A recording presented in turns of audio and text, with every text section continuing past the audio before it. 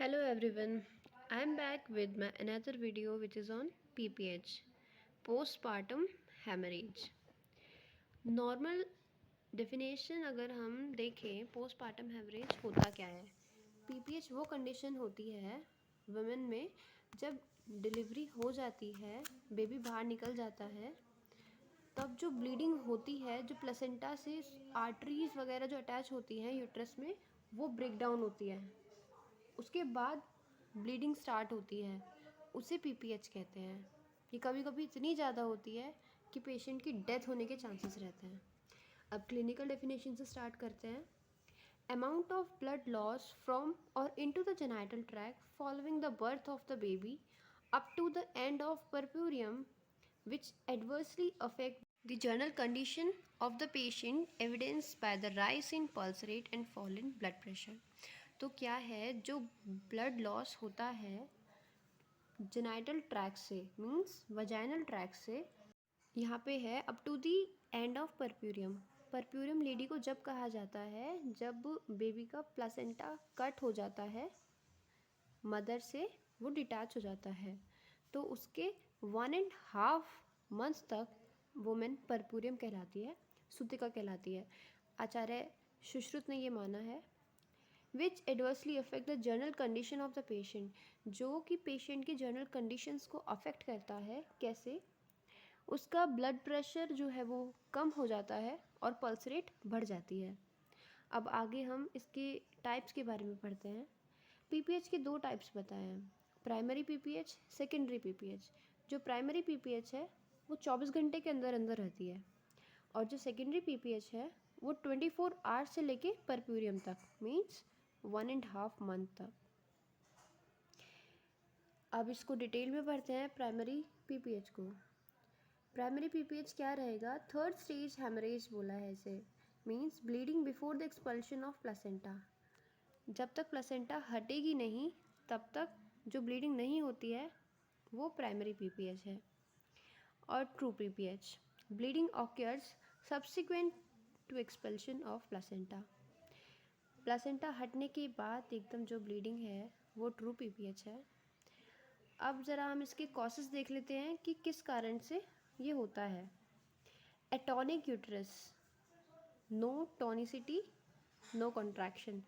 जब यूट्रस में कॉन्ट्रैक्शंस नहीं होता है, मसल्स मूव नहीं करते हैं, तो उस कारण से। ट्रॉमा के कारण, मिक्स, ये थर्ड मिक्स भी हो सकता है, मीन्स एटॉनिक और ट्रॉमा दोनों। Fourth, blood कोएगुलोपैथी। अब ये भी मोस्ट इम्पॉर्टेंट कंडीशन है। Problem in coagulation of blood, जब ब्लड जम नहीं पाता है, क्लॉट नहीं हो पाता है, तो उस कारण से भी पीपीएच हो सकता है। जब क्लॉट नहीं होगा तो ब्लड बहता ही रहेगा।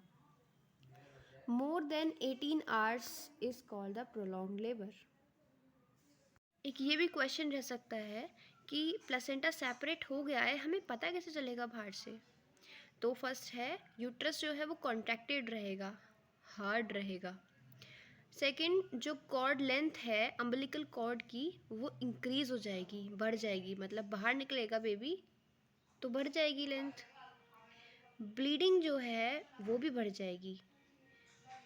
तो ये 3 पॉइंट से हम पता लगा सकते हैं कि एज्यूम कर सकते हैं कि प्लेसेंटा जो है वो सेपरेट हो गया है। हम कॉसेस पढ़ चुके हैं। कॉसेस के बाद उनको सही करने के लिए मैनेजमेंट, ताकि ब्लीडिंग ना हो, तो हम इसका मैनेजमेंट करेंगे। Management of PPH. पहले थर्ड स्टेज ब्लीडिंग होती है तो क्या करेंगे? Empty the uterus of its content, make it hard. उसके अंदर जो भी है उसको बाहर निकालना है और उसको हार्ड करना है। अब सेकंड है कैथेटराइजेशन ऑफ ब्लैडर, मींस ये प्रोसेस है, ब्लैडर में जो यूरिन होगा वो सारा हम खाली कर देंगे। अब जो अगर प्लेसेंटल साइड ब्लीडिंग है तो उसमें क्या करेंगे?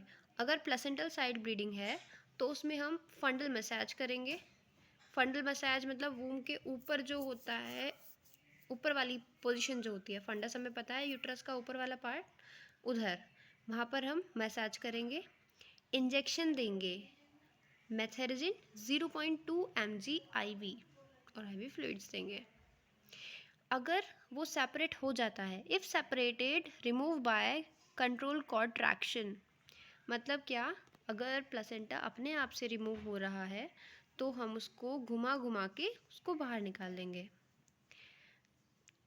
ये ब्लैडर का कैथेटराइजेशन हमने ऊपर भी पढ़ा है, इसमें भी करेंगे। अगर ट्रॉमेटिक ब्लीडिंग है तो उसमें क्या करेंगे, explore the uterovaginal canal and suture it. Uterovaginal canal मतलब हमें वजाइना को देखना है, कैसे, इंस्ट्रूमेंट्स का यूज़ करके, सिम्स, स्पैकुलम वगैरह इनको लगा के हमको एक्सप्लोर करना है, उसे देखना है, फिर सूचर करना है। Haemostatic suture if not separated, manual removal by hand. Next is true PPH. True PPH में क्या क्या चीज़ ध्यान रखने वाली है, diagnose the cause of bleeding either atonic uterus और ट्रॉमेटिक। एटॉनिक यूट्रस का मतलब अगर या तो सॉफ्ट यूट्रस है या फिर ट्रॉमेटिक मीन्स हार्ड यूट्रस है। पाल्पेट द यूट्रस, अब हमें यूट्रस को पाल्पेट करना है, वही वो सॉफ्ट या हार्ड है। सॉफ्ट होगा तो एटॉनिक ब्लीडिंग, अगर हार्ड है तो ट्रॉमेटिक ब्लीडिंग। इन चीज़ों से हम एज्यूम कर सकते हैं। To take prompt and effective measure to control the bleeding, ये भी करना है। To correct the hypovolaemia, volume control करना है ब्लीडिंग का। Now for management, follow the immediate measures, call for the extra help, commence IV line with a white cannula, send blood for cross matching and ask for 2 drips of blood। Blood को send करना है cross matching के लिए और 2 drips of blood लगानी है। Cross matching का यहाँ पे इसलिए करना है ताकि ब्लड ग्रुप कंफर्म हो जाए और कोएगुलेशन वगैरह ना हो। Rapidly infuse NS हेमासील 2 litres till the blood is available, जब तक ब्लड नहीं मिलता है तो ऐसे करना है। Now feel the uterus by abdominal palpation. हमने पीछे भी पढ़ा है यूट्रस एटॉनिक या फिर यूट्रस हार्ड रहेगा, मतलब ट्रॉमेटिक। अगर यूट्रस ट्रॉमेटिक रहता है, हार्ड रहता है, तो उसे एक्सप्लोर करना है, देखना है, और हेमोस्टैटिक सूचर्स लगाने हैं ऑन द टीयर साइड्स जहाँ से फट गया है। अब यूट्रस अगर एटॉनिक है, सॉफ्ट है, तो हमें मसाज करना है, fundal massage. Massage the uterus to make it hard, injection Methergine 0.2 mg IV, add oxytocin 10 units in 500 ml NS with 40 per minute। अब एग्जामिन करना है placenta, examine the expel placenta, catheterise the bladder. 1% check करना है हमें, TPR, blood pressure output type, amount of fluid patient received, कितना receive कर रहा है, ड्रग डिटेल सारी चेक करनी है।